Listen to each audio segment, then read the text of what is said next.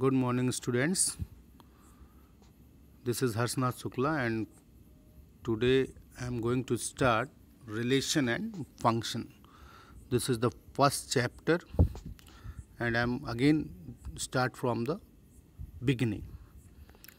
So this chapter is also in your class 11th, relation and function, but there is only definition and other things, but there an expanded form of relation in class 12th.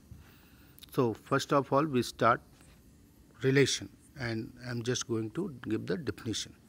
So in earlier class 11th you well know about the ordered pair or product of two sets. Let A be a set and B is another set, and they are non-empty, then A cross B is defined as X, Y such that for each X belongs to X and Y belongs to Y. So this is the definition of A cross B, that means product of two sets. Now we are going to talk about the relation, definition of relation.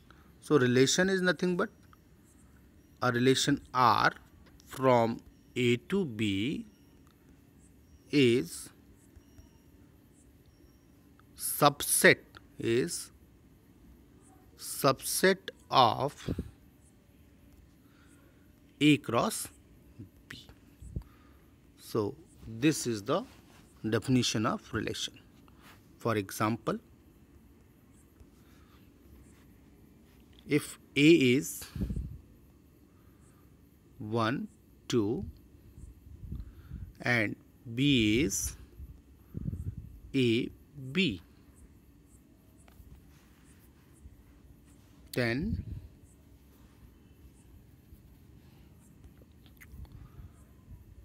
A cross B is 1A, 1B, 1C, sorry, this is not there, 2A, 2B, this is relation. So each element 1A is subset of A cross B, or 2B, 2A. These all are subset of A cross B. You already know about the subset in class 11th. So any one of the subset is a relation. So each subset of A cross B is a relation. So if we denote it, then R is 1A and this is a relation. Similarly are others. Now in class 12th we are going to talk about the special type of relation. So first one is symmetric relation. Second one is reflexive relation, and third one is transitive relation. So first we define reflexive, symmetric and transitive, and then we talk about the equivalence relation. What is an equivalence relation? An equivalence relation is nothing but reflexive, symmetric and transitive. So if you define equivalence relation, so a relation which is reflexive, symmetric and transitive is known as equivalence relation. But before equivalence relation we need to define reflexive, symmetric and transitive. So what is reflexive relation? So reflexive relation. Mathematical definition is for each A belongs to A if A is R related to A, then this particular relation is known as reflexive relation. That means A belongs to R for each A, then only this is reflexive relation. Similarly, we can next symmetric relation. Symmetric relation. So what is symmetric relation? Let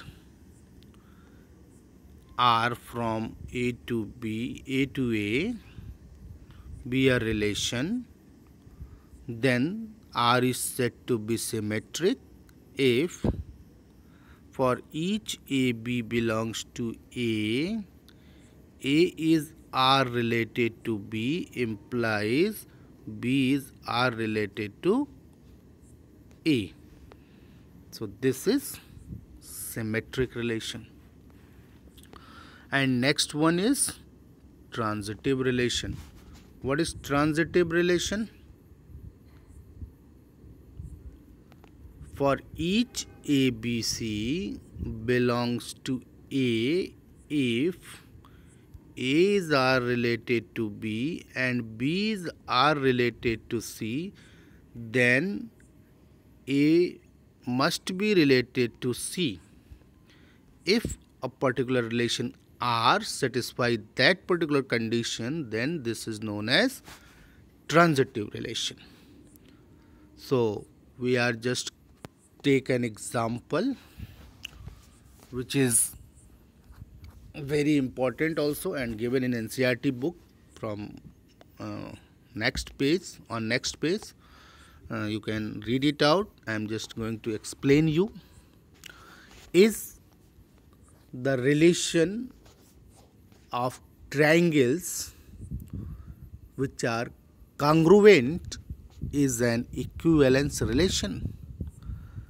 That means if we consider three triangles in a plane, delta 1, delta 2, delta 3, that is triangle 1, triangle 2, triangle 3.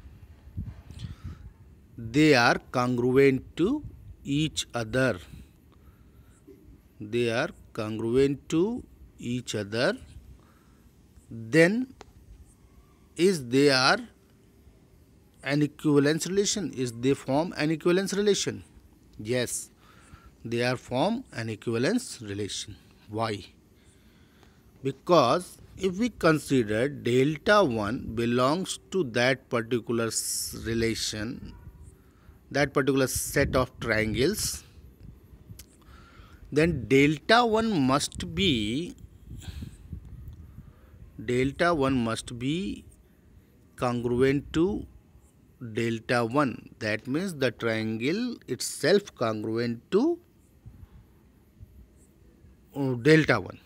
That means a triangle congruent to itself. That's why this is a reflexive relation. Similarly, if we consider two triangles delta 1 and delta 2, then they are congruent, and delta 2 also congruent to delta 1. That means AB belongs to R. It must be implies BA belongs to R. That means delta 1 congruent to delta 2, then delta 2 must be congruent to delta 1. That's why this is a symmetric relation.